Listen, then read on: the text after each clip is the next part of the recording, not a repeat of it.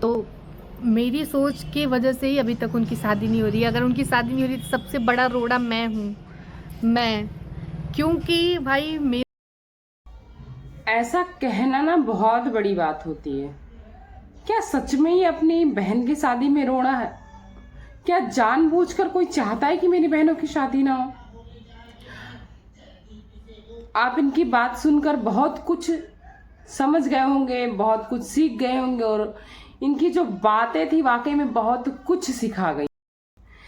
Hey everyone, welcome back to my channel Purnima केसो blog. और आप सब कैसे हैं? आई होप आप सब बहुत अच्छे से होंगे, मैं भी बढ़िया हूँ। तो चलिए, आज का वीडियो थोड़ा ऐसा होने वाला है ना, जो हर एक इंसान को देखना चाहिए जिसके घर में एक बेटी है, हर एक इंसान को देखना चाहिए जिसके घर में एक बहू है, हर एक इंसान को देखना चाहिए जिसके घर में एक औरत है। क्योंकि जो ये बात है ना, बहुत बड़ी बात है, कहने को तो छोटी है लेकिन इसका जो अर्थ है, इसका जो सारांश है वो बहुत बड़ा है। तो चलिए वीडियो स्टार्ट करते हैं। तो आज मैं बात करने वाली हूँ हमारे गांव की शांति के बारे में। फर्स्ट टाइम मैंने उनकी वीडियो बनाई। मैं उनको फॉलो नहीं करती सही से, कभी कभार देख लेती हूँ, कुछ खास होता है तो, क्योंकि अगर कोई रिएक्शन देता है तो सबको थोड़ा बहुत निगरानी में रखना होता है, आप लोग समझ सकते हैं। तो अभी उनकी एक वीडियो आई कि नहीं करूँगी शादी, नहीं करूँगी अपने बहनों की शादी, और मैं अपनी बहन की शादी में सबसे बड़ा रोड़ा हूँ, नहीं करूँगी। तो आप लोगों से क्या, लोगों को हार्ट्स भी लगा होगा, बहुत सारे लोगों को ये लैंग्वेज हार्ट्स भी लगी। हालांकि उन्होंने क्लियर किया है कि ये मेरे अपने सब्सक्राइबर, अपने ऑडियंस के लिए बिल्कुल भी नहीं है। कुछ लोग ऐसे हैं जो कमेंट्स करके, टॉन्ट करके, टॉर्चर करके फ्रस्ट्रेट कर देते हैं। वाकई में कुछ लोग ऐसे होते हैं जो पागल बना देते हैं। एक बहुत बड़ी बात कही उन्होंने कि जिसके घर में बेटी बहू होती है ना, वो ज़्यादा परेशान नहीं होता है। जिसके घर में जवान बेटी होती है वो ज़्यादा परेशान नहीं होता। पड़ोसी को बड़ी चिंता होती है, रिश्तेदारों को बड़ी चिंता होती है कि भाई इनकी जवान लड़की हो गई, शादी नहीं कर रहे हैं। होता है ऐसा। तो उन्होंने तो बोला भाई सस्ती से सस्ती शादी करूंगी तो भी 20-20 लाख रुपए, 40 लगेंगे। मैं अपना नंबर दे रही हूँ, आईडी दे रही हूँ, दे दो पेमेंट, कर देती हूँ। अदरवाइज ये सलाह मत दो। मैं अपने बहनों की शादी तब करूंगी जब मैं ये निश्चिंत हो जाऊंगी कि उनको 1 रुपए के लिए किसी के आगे हाथ नहीं फैलाना पड़ेगा।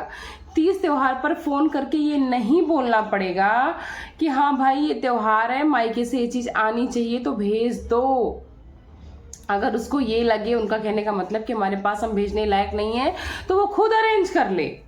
क्योंकि मैं पूरी लाइफ ये नहीं कर पाऊंगी। नहीं कर पाऊंगी का मतलब ये नहीं था कि मैं नहीं करूंगी, इसका मतलब ये था कि अगर मैं एबल ना हूं करने के लिए, पेरेंट्स एबल ना हो करने के लिए, तो उस लड़की को किसी को सुनना ना पड़े। क्योंकि आज के टाइम में पैसा इतनी बड़ी चीज हो गई है कि आते ही लोगों के रुतबे बदल जा रहे हैं, लोगों के ताव बदल जा रहे हैं, लोग किसी को कुछ नहीं समझते हैं। चाहे लव मैरिज हो, चाहे अरेंज मैरिज हो, रिश्तों की तो कोई कीमत ही नहीं रह गई है, कोई कीमत नहीं है, नथिंग। आप किसी के लिए जान निकाल कर रख दो, लेकिन सामने वाले को कितना समझ में आता है ये मैटर करता है। क्योंकि जरूरी नहीं कि आप जितना दिल से निभा रहे हो सामने वाला भी इतने दिल से निभाए। अगर ऐसा होता तो इतने सारे कांड नहीं होते। कोई कुकर में, कोई ड्रम में, कोई फ्रिज में, कोई टिन में नहीं उबल रहा होता, नहीं जम रहा होता। एक बेटी हो या बेटा, आज के टाइम में दोनों में खतरा है। एक टाइम होता था लोग बोलते थे बेटियां होती तो बड़ी टेंशन होती, पराए घर जाएंगी, इनके साथ कैसा ट्रीटमेंट होगा।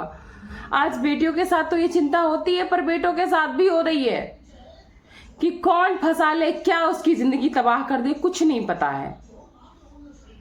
तो इन्होंने वही बोला, क्योंकि जब लड़कियां अबल नहीं होती हैं, उन्होंने बोला मैंने अपने शादी से बहुत एक्सपीरियंस किया है। एक्सपीरियंस का मतलब ये नहीं होता कि हर कोई दुखी होता है। कभी कभी ऐसा होता है कि हमें 50 रुपए की जरूरत है, हम सामने वाले से, पति से, घर वालों से मांगेंगे, हो सकता है वो 25 ही दो। इसका मतलब ये नहीं कि हम दुखी हैं या वो दुष्ट है। हो सकता है वो एबल नहीं हो, लाइफ एक है, इच्छाएं बहुत हैं। जो गलतियां हमने की हैं, हम चाहते हैं हमारी आने वाली जनरेशन वो गलतियां ना करे।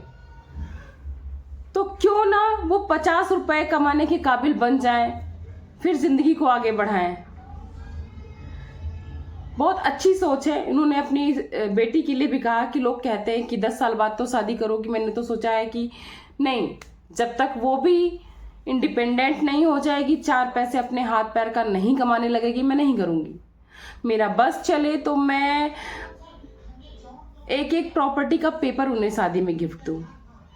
एक बहुत अच्छी और बहुत बड़ी बात इन्होंने बोल दी है जो कि मेरे दिल को छू गई है, वाकई में दिल को छू गई है। वो बात क्या है?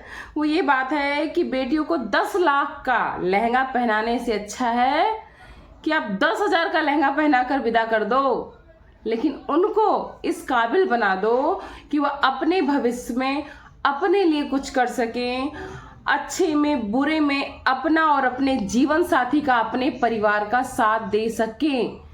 बल्कि अगर कुछ परसेंट औरतों को छोड़ दो, तो अगर औरत कमाती है 10 रुपए ना, तो वाकई में ये बहुत बड़ी बात है कि केवल 8 आने खुद पर खर्च करेगी, 9.5 रुपए खुशी खुशी पूरे परिवार पर लुटा देगी। ये हर अच्छी औरत करती है। हालांकि लोग बहुत सारी चीजें बोलते हैं, घमंडी है, पैसे कमाती है, नहीं, लेकिन एक अच्छी पारिवारिक औरत होगी तो वो ऐसा ही करती है। ये बहुत बड़ी बात है और लोगों ने देखा भी होगा। तो उन्होंने बोला कि मैं खिला रही हूँ, मेरे पति को टेंशन नहीं है, मेरे घर में मेरी बहनें रह रही हैं, अगर हम नहीं भी करेंगे शादी, बुढ़ापे में साथ में रोटी तोड़ेंगे तो क्या हुआ, वो खुशी तो होगी। और अगर उनकी बहनों को टेंशन होती तो वो खुद कहती ना कि मेरी शादी कर दो। कुछ उनके लाइफ का लक्ष्य है, कुछ एम है, कुछ वो करना चाहती होंगी, शायद इसलिए वेट कर रही होंगी। और कौन सी समय निकल जा रही है, आजकल 30 साल 35 साल में लोगों की शादियां हो रही हैं। हमारे साथ की लड़कियों की शादियां भी अभी तक नहीं हुई हैं। मेरे तो 2 बच्चे हैं, सेम मेरे सिस्टर, मेरे साथ के तो छोड़ो, मेरे सिस्टर की बेटी जो कि इंटर फाइनल में, एज आप लोग अनुमान लगा लो, उनके साथ की लड़कियों की शादियां अब हो रही हैं और सक्सेस होने के बाद वो कर रही हैं।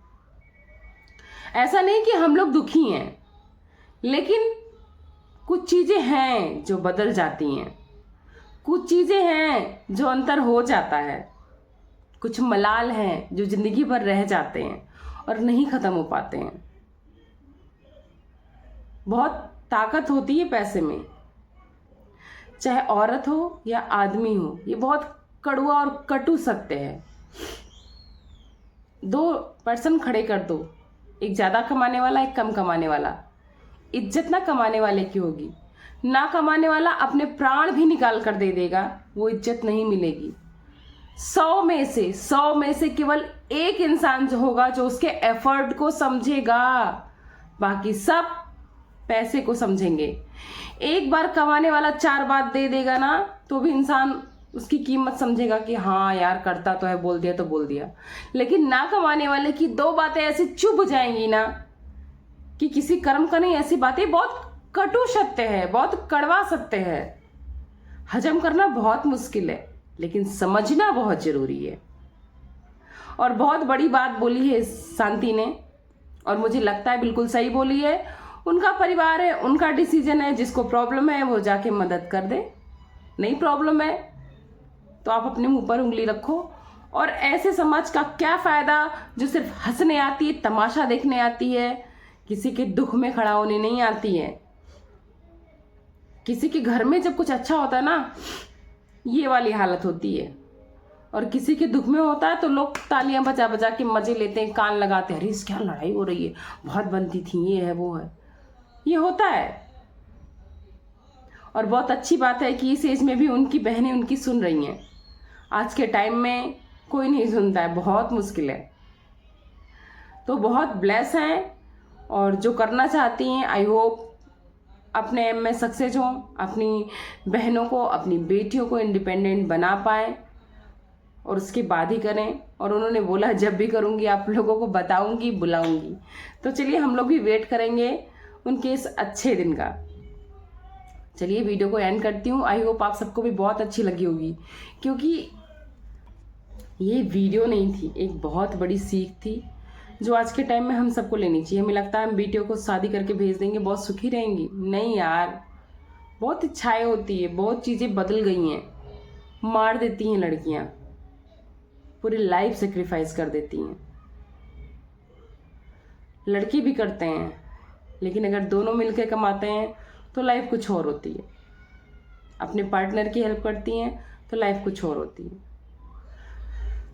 तो बस ये वीडियो छोटी सी थी, आई होप आप लोग को पसंद आई होगी। वीडियो को एंड करती हूँ, मिलती हूँ नेक्स्ट वीडियो में। थैंक्स फॉर वॉचिंग पूर्णिमा के सर ब्लॉग। Bye bye.